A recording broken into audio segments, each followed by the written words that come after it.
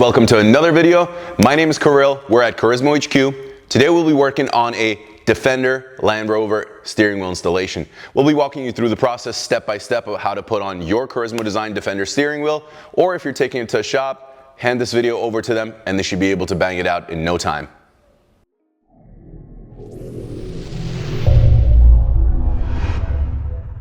So we've got two steering wheels here. We've got our stock Defender steering wheel, just a regular round leather steering wheel. Good old boring, reliable. And right next to it, we've got our Carismo design reshaped steering wheel with a new material section on each portion of it. So what we did here is you see there's nice reshaped contours for your hands, nicer ergonomic grips on the sides as well as in the back, something you can't see but you can feel very well when you're driving.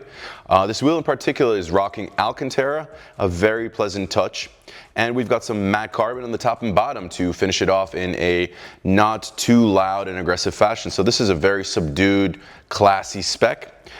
This wheel retains the original center trim, but of course, as with most of our wheels, you can option for a piano black or carbon center trim if you want to get rid of the OEM color one. This matte carbon Alcantara goodness is going right into that Defender to the left of me, and let's get right to the install. Okay, guys, so first step, as with all our installs, we're going to disconnect the battery on the car before we tinker with anything on the steering wheel or the airbag. The battery on your Defender is found under the passenger seat. We're going to lift up the little trap door under the passenger seat, and that'll reveal the battery. The battery comes loose with a 10mm wrench. Once that is done, we can hop in the driver's side and get started. We're ready to take our airbag out so that we can take the original steering wheel off the car and begin the installation process. Things you'll need to get the airbag off of this car: an Allen key and your phone. What we're going to begin by doing is we're going to put your phone into selfie mode so that you can see behind the steering column, and we're going to put it in the dash. Then we're going to take your steering wheel and we're going to rotate it just a touch above 90 degrees, a little over. And what you'll see in your phone reflection right here in the selfie mode is that the gap where the release spring for the airbag is now revealed. We're going to grab our Allen key and we're going to start fishing for the release clip. Now, the release clip on this particular airbag is on the outer edge of the airbag, and to release it, it needs to be pushed inward. So if you're imagining the motion that you need to replicate is, you need to insert your Allen key into the back of the steering wheel at the upper portion, and then you need to depress that Allen key downward to release the clip. These are always a little bit of, finessing and trying to just feel for the release clip. It takes some time. Take your time. Don't be stabbing the back of your airbag or getting angry if you can't get it released in the first 5 minutes. It takes a little bit of time. Be patient. Once one side is released, we're going to repeat that whole procedure, turn it 180 degrees, and do it on the other side. I'm going to give you another view, which is going to be extremely helpful if you're trying to get the airbag out and you just can't get it out.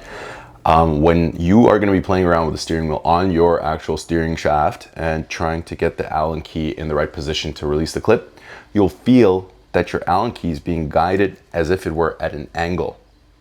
In reality, it can insert itself into the hole completely straight. In fact, you can even insert it a little outward. That's the goal. You want to have the Allen key go to the outside of your airbag, not to the inside, because you're going to be missing the clip. This is what it looks like on the other side, so you'll understand why we're trying to do this. On the other side, you've got your clip right here in this corner. This is the clip that moves in and out.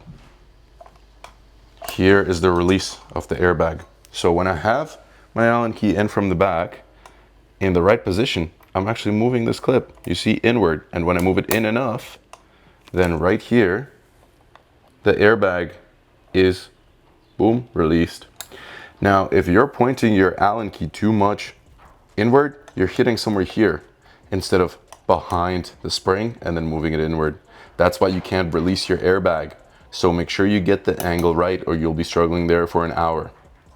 Okay guys, we've got our airbag unclipped. Now, as always with removing the airbag, we are going to disconnect the wiring that's holding it in. So in this case, we've got our yellow tab on the right and the black tab on the left. Both of these are going to come out. So for the yellow tab, we're just going to take a flathead. We're going to move this black tab out, down and out, pull it down and out. And then when that is out, we'll be able to lift up, press down on the yellow tab above it. And we'll see that this tab just came out right here. And we're going to do the very same for the black tab right here, the clock spring tab. So let me grab that with my other hand so you can see. Again, anything clock spring related, be very gentle. Don't be yanking like crazy. You don't want to damage anything electronic on your steering wheel. Okay, now that this pin is out, we are ready to unbolt our center nut and take the steering wheel off the car.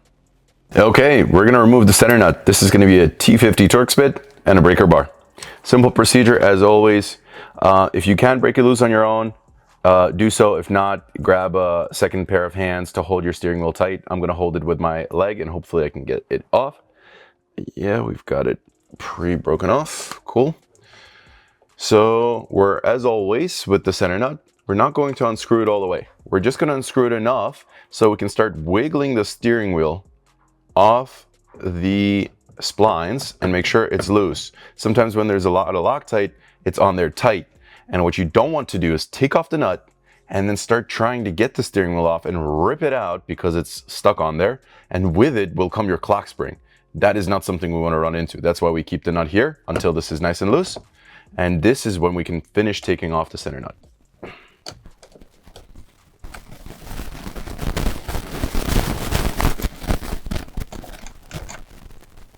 And gently remove your wheel. Boom. There you go. Wheels off the car. We're ready to proceed with installation of the Carismo steering wheel. We're ready to disassemble the guts of the steering wheel and transfer all the functional components into your new Carismo design steering wheel. First things first, we're going to remove these 3 T20 Torx bit screws. And we're going to disconnect in the bottom left corner the ground. So the ground clip just comes right off. Slide it right off. Boom, ground is off. And the 3 bolts, we simply unscrew one after the other. 1, 2, 3. This backing plate comes right off of the steering wheel. And we continue. Next thing is the ground over here. It's going to be a black bolt on the left. Again, it's a T20. Unscrew that, get that little screw out, and the ground is off. Next thing is to remove the button trim. The button trim is held on the back side by 4 T20 bolts. So to get this whole piece out, we are going to flip the steering wheel over, and you'll find 2 on each side. Again, T20.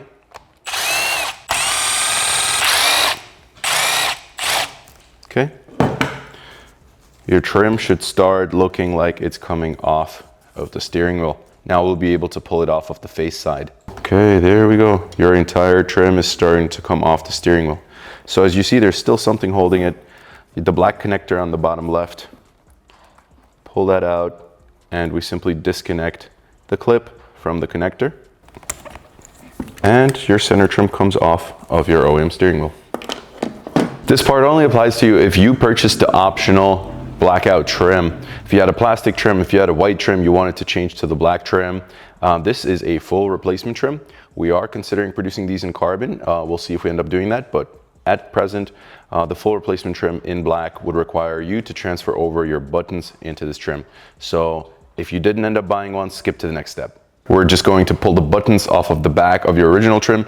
The buttons are held in by 3 bolts on the corners. These are T9 Torx bit bolts. Simply unscrew those and the buttons will come off. The only other thing to mention here is you'll have one more ground over here to unscrew on one of the sides. Unscrew that and we transfer all of this button and wiring jambalaya right over to your black optic trim. So we've got our beautiful Carismo steering wheel here, ready to put it together with the original components. We've got our buttons, our peripherals, all of the functional components and wiring back in the steering wheel. The steering wheel is now ready to go on your Defender. Let's go check it out. So as with the assembly of all the peripherals of the steering wheel, installation into the car is exactly the same as was taking it off the car. So we're gonna align it on the hex splining. Make sure that our clock spring did not move and fits right in that little hole. We're going to first reconnect our black connector on the left-hand side. That goes in. Now we are free to tighten our center nut with no obstruction. We're gonna grab that same T50 if I remember correctly, and tighten it to factory spec. Once we have that center nut tightened, we're ready to bring the airbag back in. Center nut is tight. Next thing is the yellow clock spring clip on the right hand side. We are going to push that in like originally. We are going to make sure we depress the black pin at the top. This prevents it from coming loose. Once that is well, we are going to clip our airbag back in. Whenever we clip our airbag back in, try to keep in mind this wire. Make sure it's not pulling itself to one of the guide pins. You don't want to squash it, you don't want to sandwich it, or you know, cut it off anywhere. So I'm going to keep it here in the middle, gently position our airbag, and then we should be good to clip it in. That's it. Steering wheel is beautifully installed. It looks great on the interior. Excited to take this thing for a spin. I like to review all of our wheels to give you an idea of what it feels like when you're finally driving with a wheel from us. So for this specific car, a big deal in the design language of the wheel for us was that the original wheel feels a little skinny, a little bitchy, if you know what I mean. Just a little bit of a noodle, just a regular circle. And the car is a beefy car. It's a nice and big SUV, and in a similar fashion, you want your steering feel and feedback to have that same beefy characteristic to represent what you're driving. So with these side grips, with the redesign of the girth of the wheel, this is actually a substantially nicer, thicker grip for you to hold on to. So on the sides, we've got Alcantara on this wheel, which actually matches the characteristic of the interior very nicely. You don't have Alcantara on this particular car on the inside other than the steering wheel, but because this is the extended leather package, it actually feels like it matches quite well. Always a nice, comfortable grip with that. We've got our carbon sections top and bottom. This customer chose matte carbon for his car. I'm a big fan of the gloss, but to be honest, looking at the matte right now come together, everything looks very nice. Another thing is here we kept the center trim, the original white, because the customer has a lot of white accents in the car, in the door, on the dash. But if you have a dark interior with the dark sections black, or let's say you've already had some carbon accents added, the center trim on the steering wheel can also be done in piano black or carbon to match that of your steering wheel. So that's just an option to not forget when you're building your own. And of course, one of the big features is the fact that this is a flat bottom, which significantly improves the ease of entry and exit of the car. So whenever I hop in a Defender, one of the things that happens is I clip my leg on the bottom of the steering wheel, and because the OEM leather steering wheel contacts with jean or sweatpant, it drags and like turns. So it's one of those things that it's much more comfortable with a flat bottom, and then makes a big difference in day-to-day usability and driving experience. And the second thing is you can always bring your steering wheel a little lower when you're driving around with a flat top steering wheel. So if you like that feel of the steering wheel kind of laying in your lap, that's another advantage that you have there. So spec out your wheel. We're going to give you a couple more shots of what it looks like driving with this thing in this particular car, and I hope that helps you pick out exactly what you like from our website. Thank you so much for watching. My name is Kirill. You're at Carismo HQ. We just finished up our installation of the Land Rover Defender steering wheel. If you are looking for your own Carismo Design steering wheel for your Defender, head over to our website, carismodesign.com. You'll find a variety of options and specs. See you on the next video.